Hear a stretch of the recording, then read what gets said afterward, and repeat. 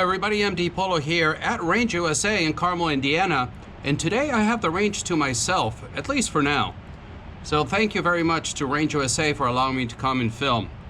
Today we have another Clark Custom. Now this, it is just superb. You don't see many of these. It was made a while ago. Never shot it, and we're gonna see how we do, where it prints. First shots through the Clark Custom 45 ACP.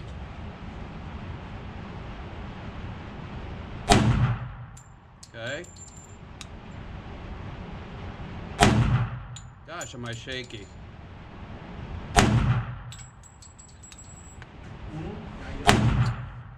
Such an amazing shooter.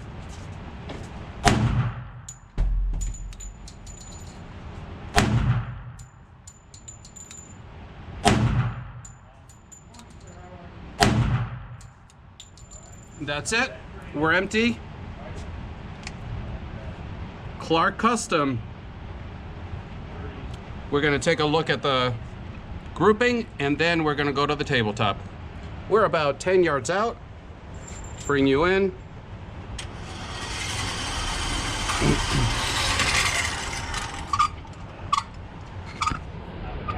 Not bad for first time shooting this gun. Never shot it before. Very, very nice. From Clark Custom. What a beauty. Now let's take you to the tabletop.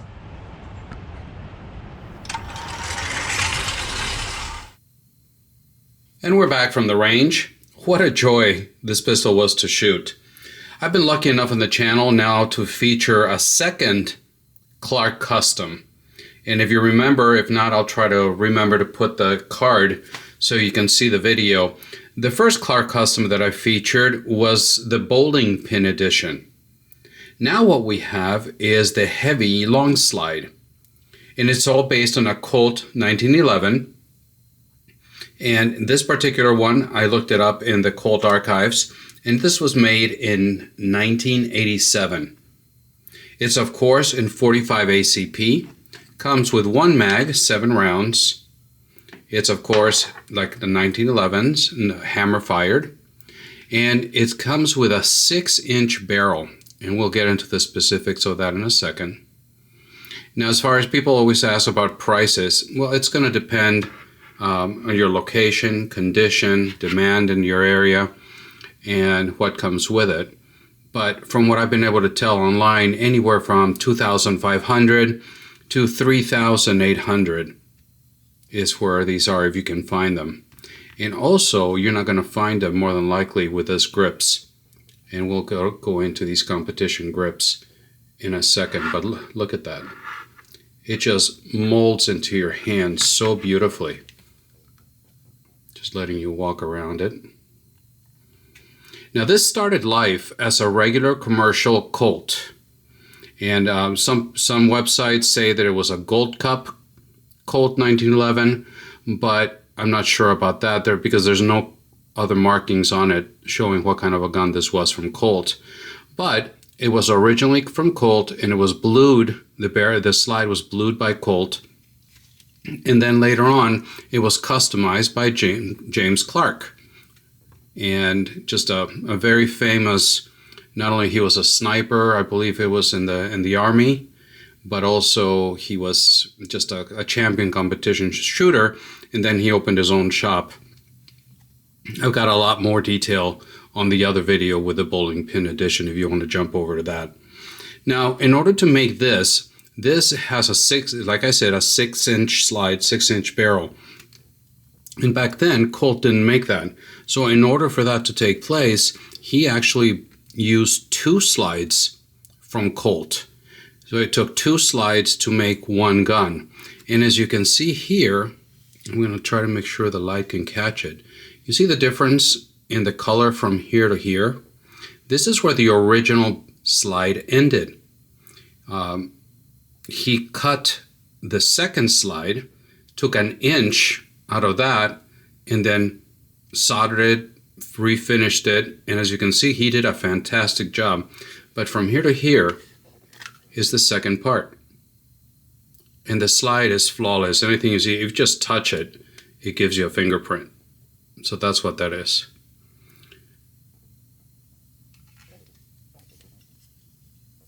Just letting you walk around. So everything on the internals is from Colt, and then just Mr. Clark put his magic, if you will, kind of like the old time version of a Langdon Tactical. I guess that's what you could say he was. Now the slide has the Douglas barrels in it, which back then they were considered to be the best barrels available for competition for the 1911s. And going back to the slide, what he did was he went to the US military, and the military had hundreds and thousands of these slides from Colt, the 5-inch, that they had cut in half. And they were selling them for surplus for 10 cents each. So James Clark went and bought hundreds of these slides from the military, surplus from Colt slides. They were cut in half, and he used those cut pieces to make his 6-inch heavy long slide competition pistols. Another thing that is very impressive with this is you can see this is where the slide itself ends right here, and anywhere, as you can see, the separation, not separation, but you can see here is from here up is what's called the Bomar ribbing. He's got a full rib that is screwed from the top. Not sure if the light is cooperating here, but you've got screws there, here, and here. Here.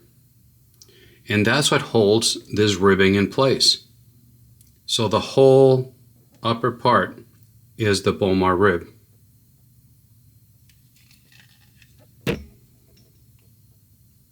So very nice. Something definitely unusual. The front side is blacked out, but it is steel, of course. And the rear sight is just serrated, blacked out competition sight, but it's fully adjustable for elevation and for windage. Just look how beautiful the detail on this thing.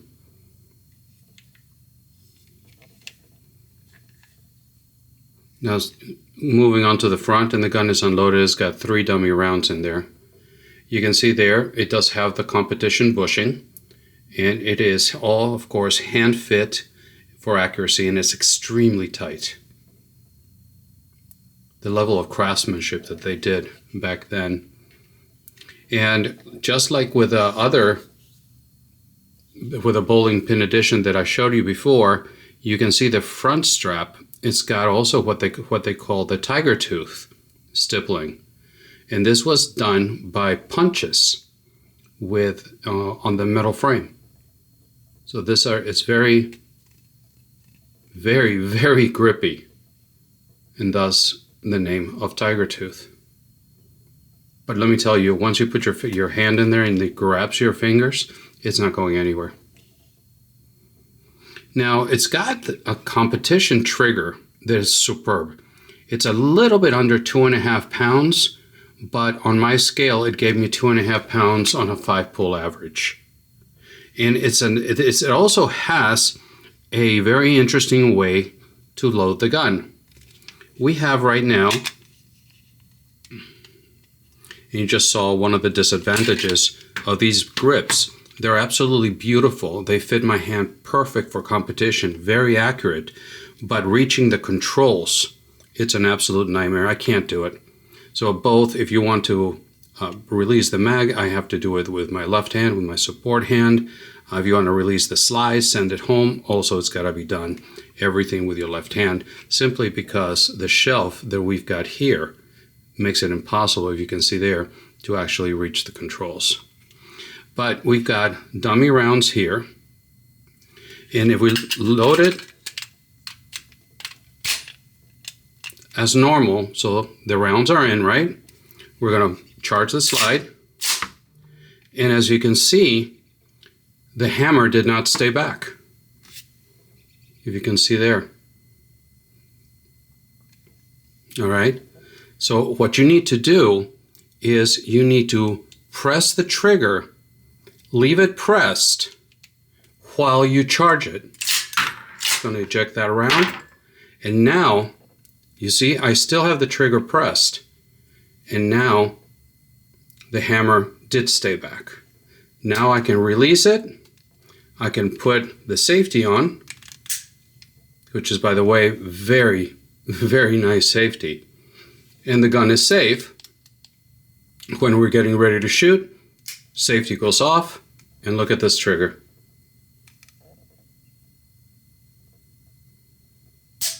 Boom.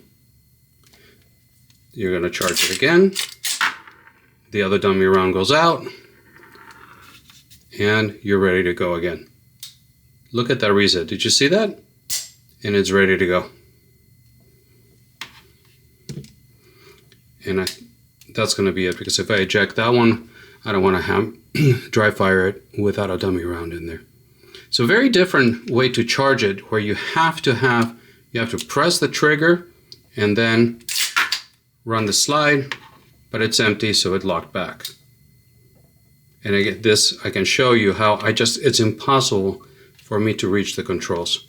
So I have to completely break my grip, release it, and let the hammer go home. And there it is. So this handgun, this 1911, does not belong to me. It belongs to my friend Bill. So Bill, thank you so much for lending me this gun for the review, for this video. It was a joy to shoot. The range session that you saw, that was my first time shooting that gun. And it was a pretty good one. I can only imagine I'm just going to get better and better if I have more time with it.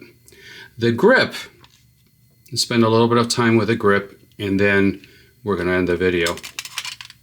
But when I started doing research on Bill's gun, I thought these were aftermarket grips, something that he put on.